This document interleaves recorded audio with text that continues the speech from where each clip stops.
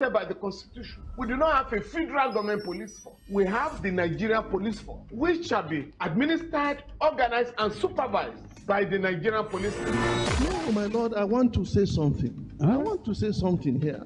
Perhaps it might also enlarge the scope of people who should be invited here for examination. My Lord, if we cannot find those who literally murdered Abiola, who are those people who could be said to be the beneficiaries of the death of Abiola? Rogers has linked you with some of the killings he did. He never did. He linked you with the attempted murder of Hebrew. He did not. My Lord, the Matters Council is leading the evidence in our matters. Is this an adversary proceeding? Sorry, Lord, I think I'll be in cross-examination. Legally Speaking, a program that deals with legal issues and questions we face as citizens of this amazing country, Nigeria. Legally Speaking. Join us every Friday from 5 p.m. to 6 p.m. for Legally Speaking.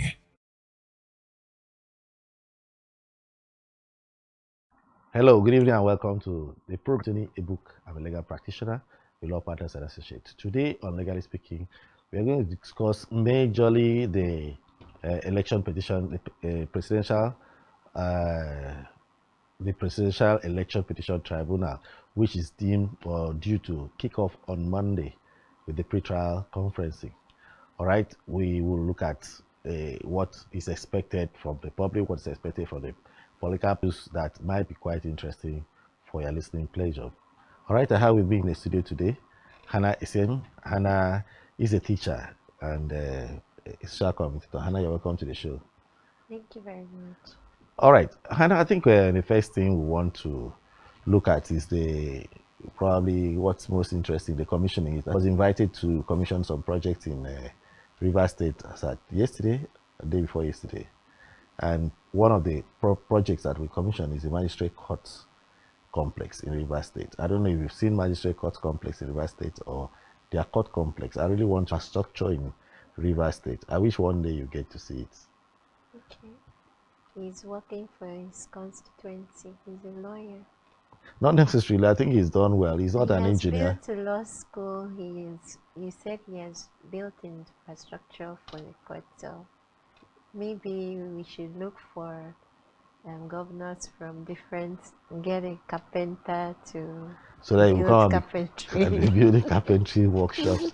So yeah, each other. I mean, two poles apart. One, especially Wike criticizing the fact that he never has anything to do with the APC government, but that's politics for you. Yes. I think my concern in this story is that yes, some Wike named the magistrate court after his wife. And that should totally be discouraged. I don't know how we're going to do that, but it's very, very necessary. It doesn't seem or sit right with me. Does it sit right with you? It's not against the Constitution. Is there anything in the Constitution that says he can't name a building after his wife? Yeah, whereas it's not against the Constitution, there's what you call the social contract, moral intelligence, that you would know certain things are not totally right. It is not against the law that I should. That's it. But it could be. I mean, it can be. If you look at it, if you expand these members when you're in office, you shouldn't name things after your family members. I don't see how that can be equated to employing a family member. No, but naming a public facility after your wife. Other public facilities that were named after other people. Other are they people's not people's spouses? But not you sitting and naming. Maybe when you are gone, another person will come to name after your wife if there's anything your wife has done that deserves a naming. The man doesn't know how to pretend. Well, that's it.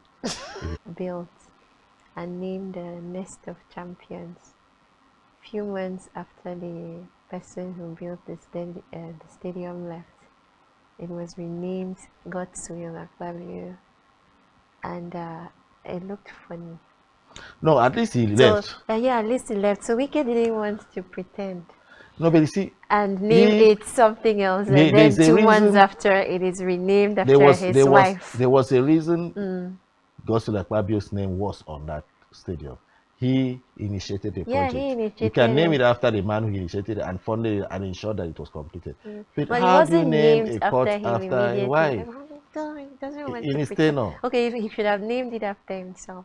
Maybe. He would have been happier if he named it after himself. Maybe there wouldn't have been a problem with that. For me, I think he can do it because it's not against the law. Okay, now he doesn't know how to say it's proper or it's not a proper. It if will you were in whip his up shoe, would you do the negative same spin. thing? I wouldn't. There are so many things I won't do that a lot of people do. So I don't. Yeah. Okay. Because I've imagined then I used fathers make their children justices so in their tenure. So you've seen. So as long as it's not, Okay. go ahead and do Okay. it. So let's run from there. We have some other interesting news that came along, and it was on all over the internet and social media space yesterday. The news that the Nasarawa State House of Assembly has ordered that judges of the area courts, judges of area courts go back and get law certificates, law qualifications within the next 10 years. If not, they'll be out of work. You've seen that story? Yeah, I've seen it. But maybe because I do understand that we had something similar here. After all, I have a relative of mine who took over from people who used to sit in what we call district courts, customary courts here in Akwa State. And she explained to me that before a law was made that those courts have to be presided over by lawyers, people who studied law, that the people who sat over those customary courts down here. So they must have sat in the capacity where those presidents of a customary court used to sit down here in Akwa State before the law required that it has to be lawyers, people who studied law and practiced, who are now presiding over such courts. So because when I heard it at first, I thought, judges, how were they judges without studying law? On what grounds were they? The only thing that's on my mind now is you're giving them 10 years to go and study law. So will they still be presiding, or they will take a leave and go and study the law while lawyers take over where they were? When they finish, they come back and continue. That's where the only place I think you've totally demystified that story. The judges of the Nasarawa State area court, and it went viral. Yeah, because when you hear it like that, it will sound as if we know judges in high courts here. It will sound as if over standards. there, I had a tough time convincing even some of my colleagues that this is not the meaning of that. And he said, you think they follow the same constitution you follow in the South? Those guys don't think, but that was quite unfair of them to even imagine that area courts are equivalent to customary and district courts in the southern part of the country. Well, unfortunately, a number of us may not even know. Like I said, I became aware. You may not know about these things. You all you know about what is the high court. Or maybe you hear about magistrates. You don't even know what kind of court the magistrate sits in when you have not gone to court yourself. So there are different levels of court. At the district court or customary court level, the presiding officer is called a chairman. Now, they used to be called presidents when laymen sat. Laymen would sit with about 3 of them at a time, so that when customs of the communities. So they were just ordinary laymen. I think that's the same thing that happened even up north, where you have the area courts. You just have people that were knowledgeable in Sharia system of court, the Sharia court system, and Sharia law, and local customs and tradition of that area. All right. So they weren't expected to be lawyers. Okay. But over time, because of development and encroachment of the metropolitan cities into these areas, there was need to upgrade the legal system. And I understand that the jurisdiction of these currently the jurisdiction they are the lowest courts. The lowest court right now. Enlarged. Then the Court of Appeal, then the Supreme Court. But in between there, you have what is called the Customary Court of Appeal, which is of the same level as the High Court. You also have election petition tribunals, the Federal High Court, and other courts in that CADE, which are courts of record, as they call them. But at that court level, the district court is all court, Okay. all right? That's the description, not a judge. So when you call him a judge, this kind of misinterpretations are bound to happen. Yes. When you get to the magistrate court, you call them your worship, his worship, right? What comes to mind, like I said, is a high court. So Somebody you in the now class. think over there. Yes. Oh, they were running high courts that were manned by people who didn't study law. Yes. And so it's now they're waking up to say these people should go and study law. How come we have such a dichotomy? But the truth is, it's not high courts that we were talking about. Definitely here. not the high It's court. the area court. So The area court. they are, Or you're called to the bar, the Nigerian Bar Association. Then, beyond being called to the bar, you must have practiced law for at least 10 years. okay. A minimum of 10 years before you're qualified. And you are not just appointed by your local state. It's the NJC, National Judicial Commission, that accredits, assesses you, and finds you worthy to be appointed and makes a recommendation for that upon your application. Okay. So, That was the impression a lot we of had people when had. we heard judges. So what it should have been said would have been presidents of area courts having told to whatever they are called. I don't think they are called presidents. I think they used to be, is it Grand Cadre? Okay. Grand Cadre. That's what they used to call them back in the days when I was an area court. Why are you saying back in the day? It's no longer area court. I know, I said when I was. Okay. No, but that's it. I think for that clarity, it was very necessary that we get people to know that it wasn't was just, actually yeah, judges it was just an error of journalism. Okay. And you know that's why journalists ought to be trained. All right, you train journalists so that when they are reporting, they use the proper diction. Back in school days, we used to call them registrar. English registrar. Okay. So for every profession you have a certain terminologies that are used. Okay, for professions like engineering, you have their own terms. For I think was it registrar? Register. Yeah.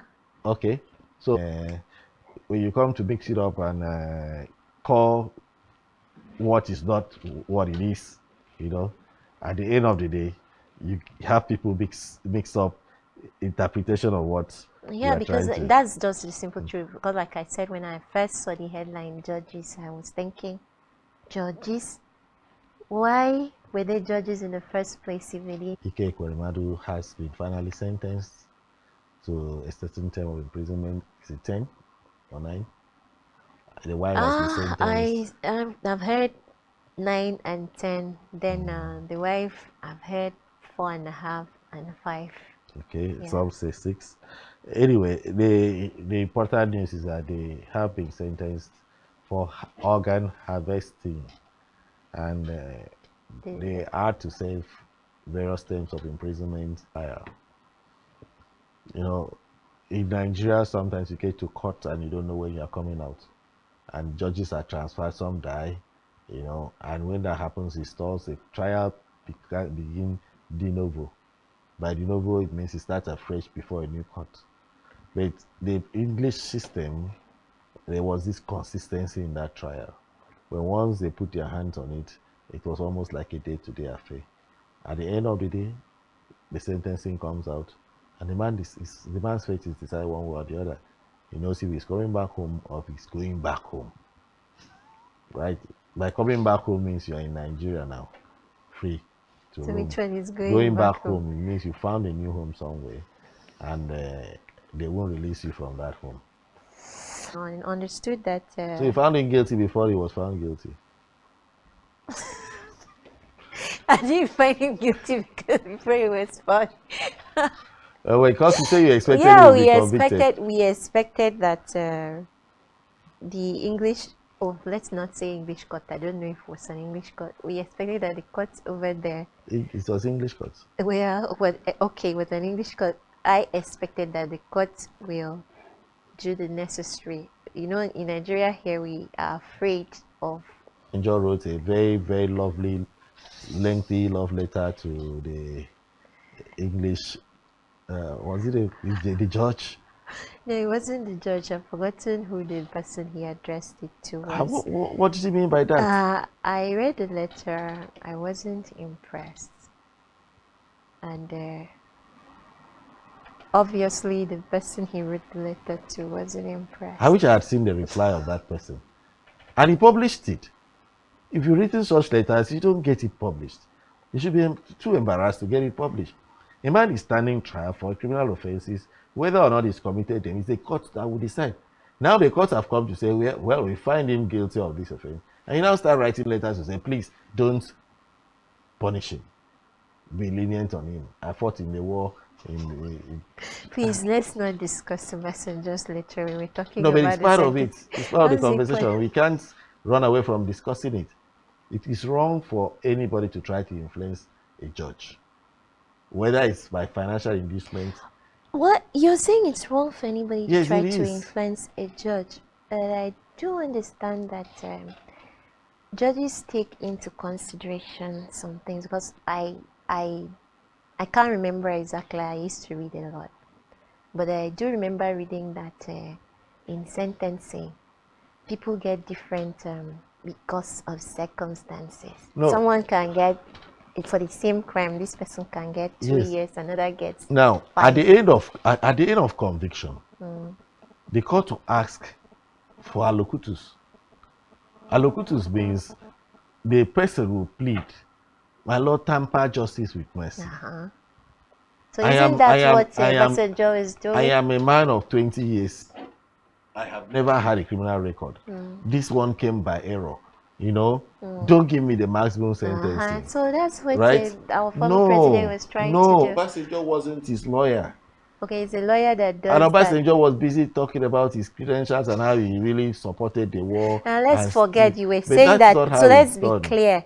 It's the lawyer that's supposed to. It's the lawyer and the accused person. Yes, the accused person will say things. His lawyer can say, and then the counsel for the prosecution can also say, no, my lord, he has to be given maximum sentencing.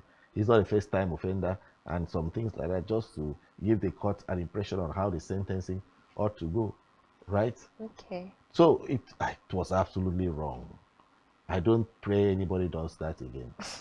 And having published it, I'm surprised because you needed to see the hailing on social media that letter received. Yeah, it will receive a hailing because these people are not things on the judge's decision. Okay. Any form of influence. Okay. To the extent that if that matter was ongoing, that court probably would say, I recuse myself because there has been an attempt to influence me. If I don't agree with him, it will look like because he wrote the letter and I'm punishing. If I agree with him, it will look like because I received the letter and now. So you have clipped the wings of the judge. Wow. Allow him fly with his conscience. However he wants to maneuver, he don't start. And not to keep remembering a letter from Obasanjo. Right? Okay. So that's it. So judges don't need to be influenced. Let their decision be taken. All right, let's start with let's go back to the final beginning. We have, on Monday, the Election Petition Tribunal starts. All right, so we'll open the phone line 31011. The alternative number to call is 070-454-17707. I repeat that number, 070-454-17707. All right, the phone lines are open now. You can call in and ask questions and make contributions whilst we go to the main discussion for the day. The Election Petition Tribunal, the Presidential Election Petition Tribunal, commences on Monday. Everybody has been expecting it, and before then there has been so much pressure, social media pressure, I would say, on even the justices that are visiting. I don't know if you've seen pastors even give lectures on how the judges are supposed to conduct the cases. I don't know why Nigeria has come this low. Churches, pastors are giving out lists of things the judges of the Court of Appeal should a checklist of what they must do to achieve justice in an election petition tribunal. Have you seen any of those videos? No, I haven't. I have seen about a couple of them, 2, 3. Well, we have just talked about Obasanjo writing to someone in UK. So yes. maybe it's a Nigerian thing, right? Maybe the pastors are doing the same thing. Yeah, it's absolutely wrong. Anyway, it's a welcome development that finally the court will begin to sit and consider the presidential election petition. You know, Nigerians... Okay, I've heard you say the courts will begin to sit and consider the president. What are they considering? They're considering the petitions that have been the various petitions written against them. Aggrieved persons have written about the election. And you said they have begun. They will begin to sit. Yeah, they are beginning on the 8th. When they begin on the 8th, do they have a time when they're supposed to finish and give judgment? Of course, election petition tribunals are time bound. So You're supposed to finish in 180 days. 180 days. Which began to run from the date of the election. You have 21 days to file, and it's running already. So after that filing, a series of filings that went in between, counter filings, the respondents. If you have any difficulty saving, you try to make applications that are going to tidy those up. So at the beginning of from Monday, what they will have will be more like a pre-hearing. Pre-hearing means... Wait, let me understand 180 days. Counting for 30 days a month, that means 180 days is 6 months. Okay. Now, if you say the 6 months are counting from the day of the election. Which was 25th February. Okay. That means we're looking at March, April, May, June, July, August. Okay. So they are provided till August to conclude. Why? Yes. Election is contested, and you do not finish before this contested winner gets to be sworn in. Why does it? Is it the constitution that provided for the 180 days? Yes, it's the constitutional provision. Then I think it's. I don't think it's. You think it's too narrow? I think it's too long. It's too long. Yes. Wow. In terms of assuming like our dear president-elect here, Tinubu, Senator Tinubu, is sworn in, and the tribunal finds that he is not the duly elected. They conclude that he is not the duly elected president. What happens? He has already been sworn in. Will he be asked to step down? Yes. It's been happening severally. Governorship elections, you've seen it happen severally. When the court comes to the conclusion that there was an error in you being sworn in as the governor or the president, you hands down, another person takes over. But whatever you did between them, who takes over while we're waiting for there is a Senate president and there is a chief judge of the federation. You understand? There are other people. The third in line will be the chief judge or the Senate. Usually they give it to the Senate president who stands instead, right? Whilst the other whilst the rerun is done. But it's not very, very common to have a rerun. Reruns usually happen when there are two tying states. Yeah, it's not common, but I mean, we are going to court. People are challenging there. So what if you see evidence that makes you, it makes it imperative for you to call for a rerun? So we now tell, dear Senator, please step down. Senate President, double as a CEC. Senate President, become president till we know who. Okay. Stay and hold that office on 090-222-31011. The alternative number to call is 070-454-4177707. All right. So this is the picture. You know, usually election petition tribunals are very, very dirty fights. Yes. Usually, and it drags for a long time. Why does it drag for a long time? Because the people in power want to feel they will entrench themselves. before now, it used to be that the election petition tribunals could sit till almost the end of the tenure, until they said, okay, why don't you look at the constitution? What provisions was there in the constitution? I remember it was Udoyodege's time that that constitutional provision was invoked effectively. So every petition at 180 days dies at that point, whatever stage it is. So you must try and give a ruling before that 180 days. Okay? If not, it dies at that point. It dies a natural death, as if you didn't do anything. Okay, so the respondents, which is usually people that are in office already, would do everything to try. First, they will avoid service. And you see, original processes have to be served personally on the responding. So they will try to avoid service. You don't get near them because they have security details all over. Unless a smart person would say, okay, the bailiff have gone twice or thrice, and the state president, I understand, had gone to Port Harcourt to inaugurate projects or commission projects, and we are not able to serve him. Please, can we save him by substitute means? By leaving it in his party, national party headquarters, with any officer of the party. And the court agrees. The concern has been all these stories of how the judges are expected to deliver their judgments is totally unreasonable. Totally. I don't know if you've seen the one that says, oh, what happened in Kenya should repeat itself, and the judges will be justified, they'll be acclaimed, their names will be written in gold. Remember what happened in Kenya? I don't remember the Kenyans judges' names being written in gold.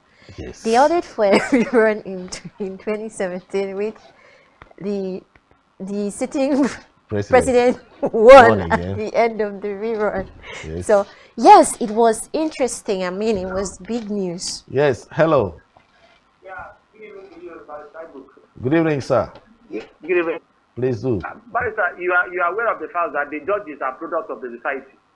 Both of them, they went to election and they voted. They saw what happened even in the polling unit. But when they sit on the in the tribunal now, we now expect people to bring in facts and figures, and you should be able to prove beyond reasonable doubt. So come to think of it now, they're not from the blue. They know very well what happened. People now understand the dynamics and they want the judgment to go the way they saw things happen. But most times it goes otherwise. So that is why people will be skeptical. But my problem also is the fact that after tribunal, somebody will be found not worthy to lead the people. And the person will go to the Court of Appeal. Still in the Court of Appeal, they will still tell you you are not correct, you are not the correct person to lead the people. You now go back to the Supreme Court. Now, this period of, exploring this court to the apex court now is not counted for the people now. People have been had to start afresh. You understand? What about the resources of the state that was used by what about those things, time wasting and all that? I think there's supposed to be a law that will make people know that even when they are not fit to become or they were not properly elected, they should be able to account for that particular period that they spent, they had the taxpayers' money. But Nigeria is not like that. So I think the best thing they're supposed to have done is for them to finish everything at the tribunal before somebody is sworn in. That would have saved this particular good or bad. You see that kind of a thing. So that's the Nigerian perspective and mentality. Tony, can I ask you a question? To make it accurately, yes, sir. Tony, can I ask you a question? Okay, sir. Yeah. Yes. Did you vote in the last election? Yes, I voted. How was your polling booth? In my unit. Yes. Things were done accurately. Are you aware that some of the judges will say exactly what you're saying? That things were done accurately in his polling booth? Yes. So why didn't you say that they know what has happened? How did you know that the other polling booths, the things weren't done accurately? But even there are some places, even like in my unit now, there are about 4 units that we have there. You understand? There are some people that will have one thing or the other to say that in this unit, this and that went wrong. There are pockets of problems like that. Okay, don't worry, Tony. I get your point. I will try to address it. Okay, sir. Thank you very much. All right. Now, Tony petition cannot pass 180 days. When once it gets to that date, whether you are the Court of Appeal or Supreme Court or anyway, the case dies there, and whoever remains remains. The last order stands there. It's not 180 days for election petition, another 180 days, then another 180 days. The courts, the justices, do not assess cases brought before them by their experiences in the field. They would have gotten to vote, but that is not what they are ruling on. That is not what they are adjudicating upon. What the court adjudicate upon is the facts before it. It's as simple as that. Everybody just wants to see a judge say so. I know that as a person I voted, and where I voted was very peaceful. Like Tony has said, in his own place it was very peaceful. And a lot of people I know give me that same impression. Where we voted was very peaceful. Now that doesn't exclude the fact that there were certain areas that were not that peaceful. But whoever is coming to court has a burden to prove to the court that whereas this election appeared to be peaceful, there was some very, very high level irregularity.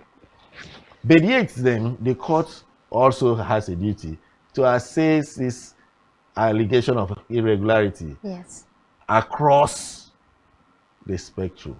So if I come into Akwa Ibom and say I'm contesting the election result of Akwa Ibom, I'm 5%. It's not to say that somebody died at Ikono or Ibiono, so cancel the election in Akwa Ibom. No. No.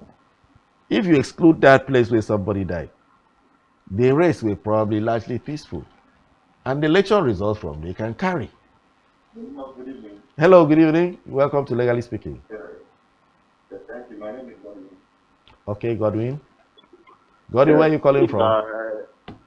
I'm calling from Muyo.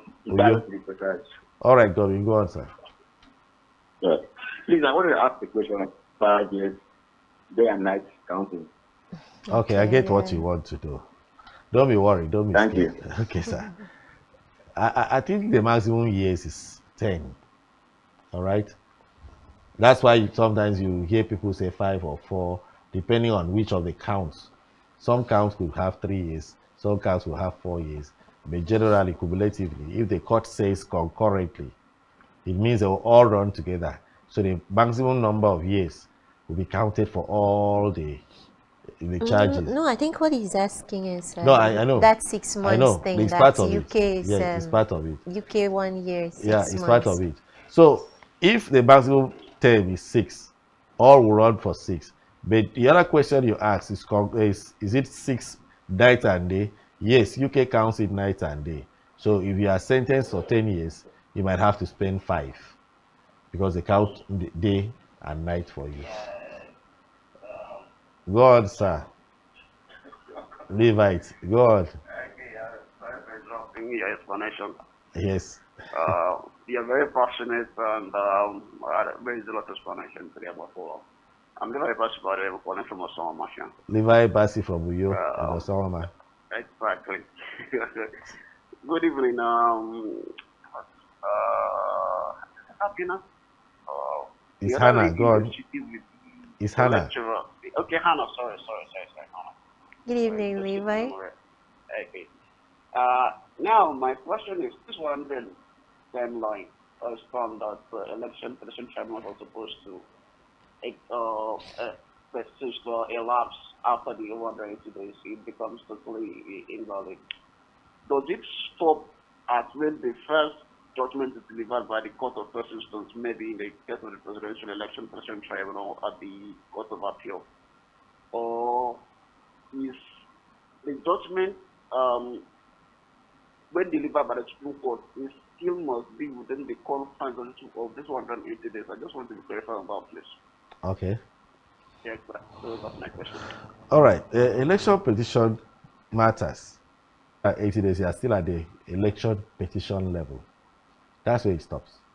If you are proceeded to the Court of Appeal, it stops there. All right? Most matters don't go all the way to the Supreme Court again, except the... Okay. Sorry. Can you repeat yourself? There was an echo.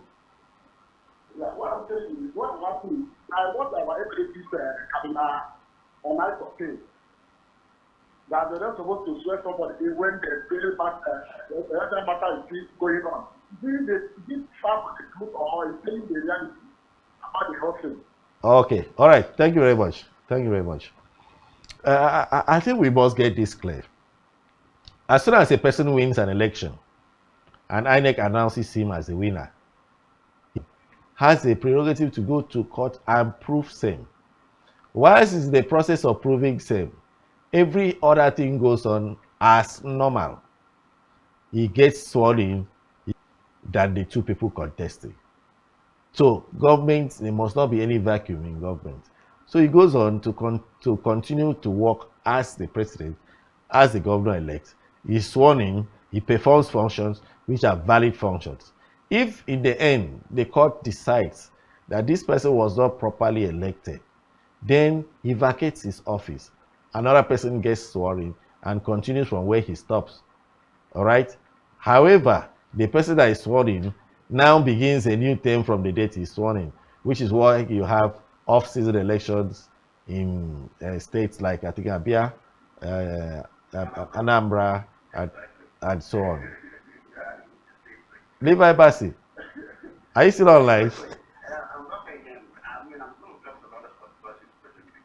what's happening at the country as for me is that's very bewildering.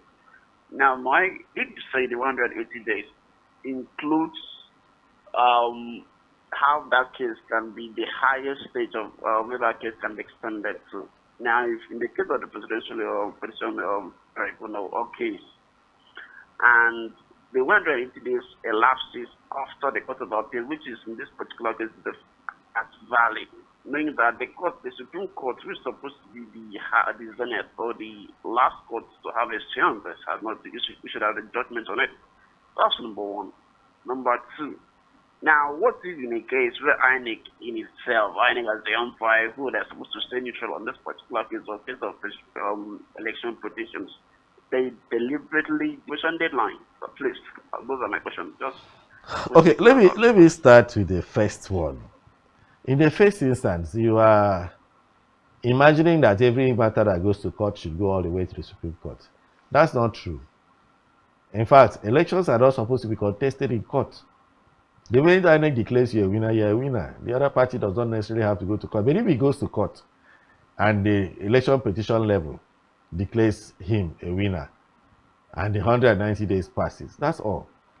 A judgment of court is valid for all purposes. It can only be set aside on appeal. And if you are statute barred from appealing that judgment, whatever stands. So there is no harm in saying he didn't go all the way to the Supreme Court. So the person has not really won until it would have gotten to the Supreme Court for a verdict from the Supreme Court before we can now be satisfied that he has won. No, that's not the position. Okay. Secondly, INEC and all they are presenting to the court is that yes, we have done the right thing. We conducted this election properly, and these are the results we had. Full stop. They are not supposed to take sides with any party, any of the parties to the election. They are supposed to be neutral and defend their position. Okay? So INEC stalling at the court. I don't understand how INEC will stall at the court to make sure time runs so that whatever they say stands. No. INEC does not have any interest in whoever wins or loses the election. The people that have interest are the political parties who contested. INEC is an umpire. So he comes to say, well, whilst I was doing my job as an umpire, this is what I came across in the field, and this is how I achieved this result. If anybody is in doubt, let him also bring his own position. Whoever the court feels to believe, the court will now believe. That's it. Yes, Hannah. I hear you say that INEC, the moment INEC declares somebody winner of an election, that a court is not supposed to. That's what you said. It's supposed to do what? That the court is not, that elections aren't supposed to be decided in court. No, if you get me properly, what I meant is this. The law provides that INEC shall conduct election and declare winners. Mm-hmm. So if INEC conducts election and comes out to declare that this person has won, the presumption is in his favor that they fulfill all righteousness of the law. So that person is a winner and becomes president got contrary views to that. Yes. Bring your evidence to court. Mm-hmm. Now, whilst you bring your evidence to court, that person that won the election continues in his winning, continues to do his swearing in, and is leading the country, forming a government. Because the question the man from Boki asked was that he said that when once there's a matter in court, everybody will stay action. You don't go ahead to swear in the person until the court decides who the right person is. Yes, that. I was answering to that question. Because I think I understand. I don't know. You said that if your court did not deliver it by the 180 days, that's the end of it. You can't deliver that judgment again. And then what is to be done to a court that, why is it not a law that court should deliver judgment before the 180 days? It's a law.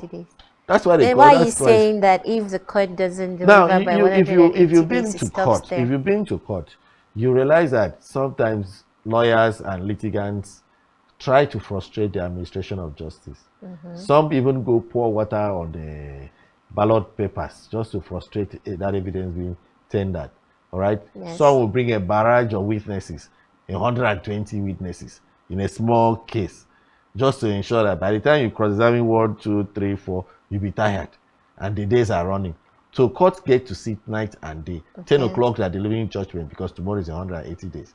You've not seen that. So that whilst not negating freedom of a rights of fair hearing, they also manage the time to ensure they finish within the time. Well, I noticed something in the Kenya. All right, I think we are. Our time is up. All right, let's have your Kenya. Yeah, the Kenya 2017 ruling. I noticed that the judge said they are annulling the election because it wasn't conducted according to the constitution. Yes. It wasn't really that they had agreed with the evidence provided by the opposition that it was irregular. Okay. He underscored that they had seen it wasn't conducted according to what the constitution required. Yes. So that number of votes that people have been arguing back and forth. Yeah, people argue back and forth. But when there is already a position of the Supreme Court that this is how it will be decided, the argument does not hold water. Okay. All right, it doesn't hold water because the law empowers the Supreme Court to look at what is called interest of justice. Is it fair to say, because the proceedings for a day, I have been with Hannah Essien. Hannah has been a very wonderful guest. She asks a lot of good questions, and it's always a pleasure to have her around. My name is Anthony Ebuku. I believe everything you do from now till next time, same time we'll meet again, will be legal. Nigerian police, which is the only one allowed by